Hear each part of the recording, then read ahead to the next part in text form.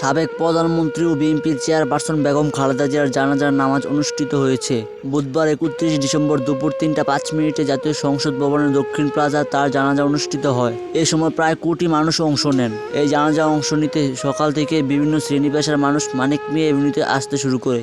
DBD news বিশ্লেষণ করে জানতে পারে প্রায় 15 লক্ষেরও বেশি মানুষ জানাজা অংশ নেন। খালেদা জিয়ার জানাজার নামাজ পড়ান জাতীয় মসজিদ বাইতুল মোকাররমের মুফতি আব্দুল মালেক। এ সময় পুরো এলাকা শোকবহ পরিবেশ সৃষ্টি হয়। জানাজায় অংশ নেন প্রধান উপদেষ্টা ডক্টর মোহাম্মদ ইউনূস ও এছাড়া 3 বাহিনীর প্রধান বিচারপতি সহ বিভিন্ন দেশের রাষ্ট্রদূত উপস্থিত ছিলেন। জানাজা সুষ্ঠুভাবে সম্পূর্ণ নিশ্চিত করতে মানিক মিয়া এভিনিউ সহ রাজধানীর বিভিন্ন গুরুত্বপূর্ণ স্থানে 27 প্লাটুন বর্ডার গার্ড বাংলাদেশ মোতায়েন করা হয়েছে।